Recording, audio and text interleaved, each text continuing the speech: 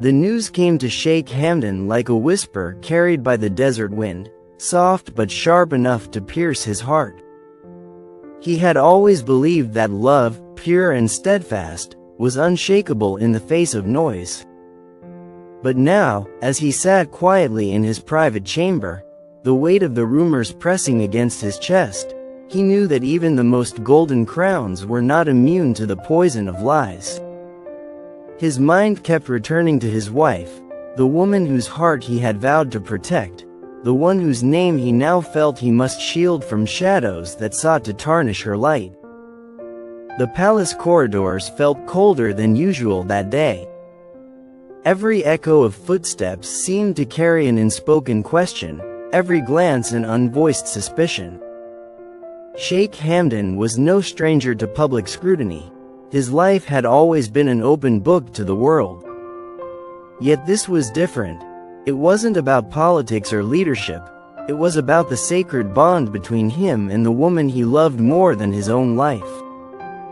That bond, built on years of trust and unspoken understanding, was now being tested by faceless tongues.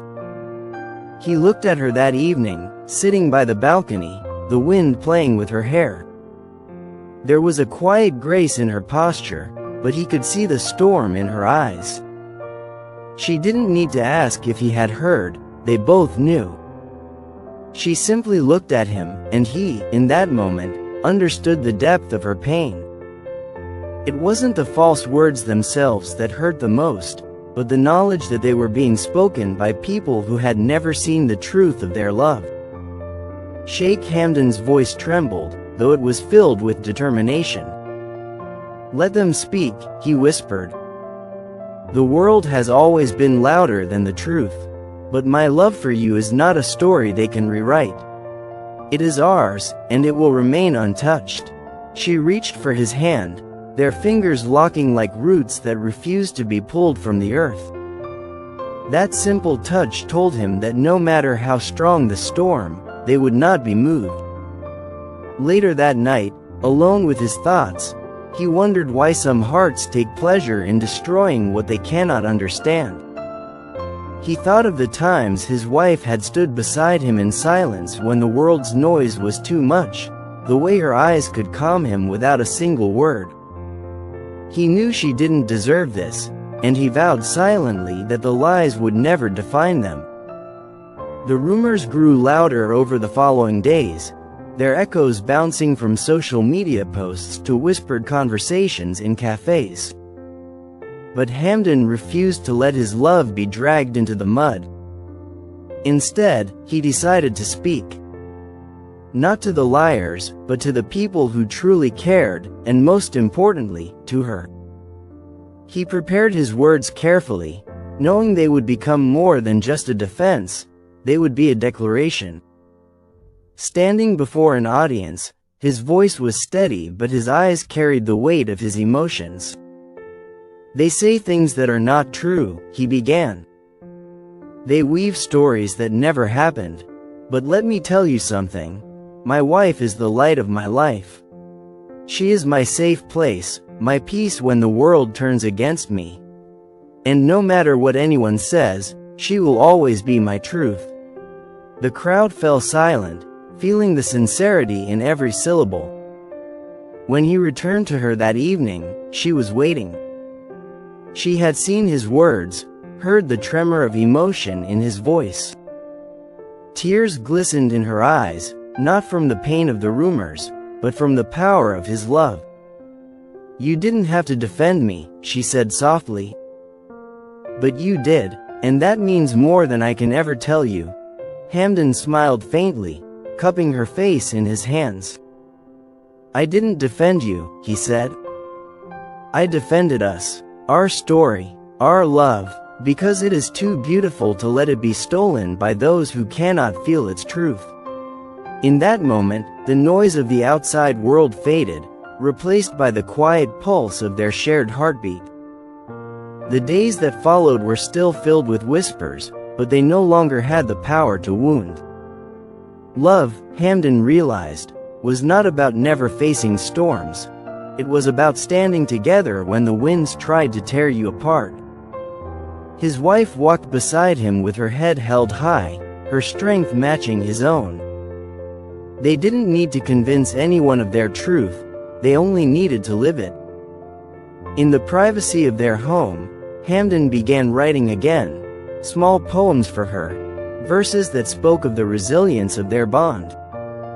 Each line was a reminder that love, once anchored in trust, could survive even the most vicious tides. He left them on her bedside table, tucked into books, hidden in the folds of her scarves. She found them and smiled, knowing they were both healing in their own way. One evening, as the sun dipped behind the desert dunes, he held her hand and said, "These rumors will pass like the wind. But you are my forever." The sky blushed with the colors of dusk, as if blessing his words. She rested her head on his shoulder, and for a while, neither of them spoke. They didn't need to.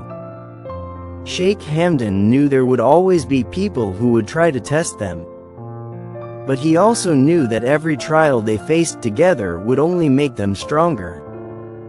Their love was not built on fragile glass, but on the unshakable rock of loyalty, respect, and a deep understanding that no outsider could touch.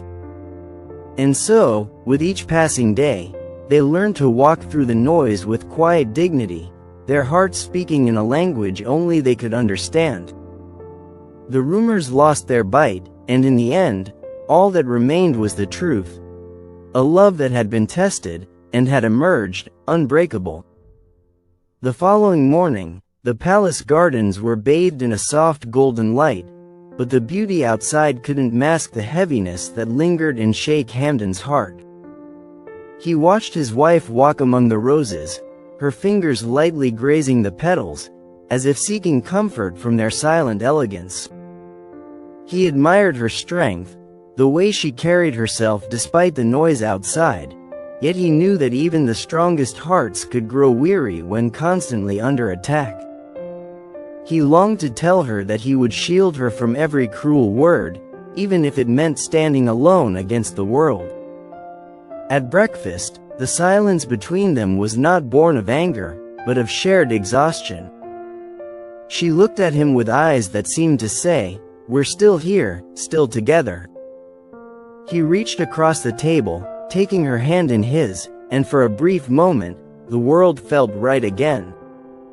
But the buzzing of his phone reminded him that the rumors had not yet faded. People were relentless, feeding on lies as if they were truths, but he refused to let that dictate the rhythm of their love. Later that day, Hamdan visited his private stables, a place where he often sought clarity. The horses greeted him with gentle whinnies, sensing his unease. As he stroked the mane of his favorite stallion, he thought about the nature of rumors. They were like wild horses with no reins. Once unleashed, they ran in every direction, impossible to control. But unlike horses, these words carried malice, not beauty. He swore to himself that he would be the calm in the storm for his wife, the anchor that kept them steady when others tried to push them adrift.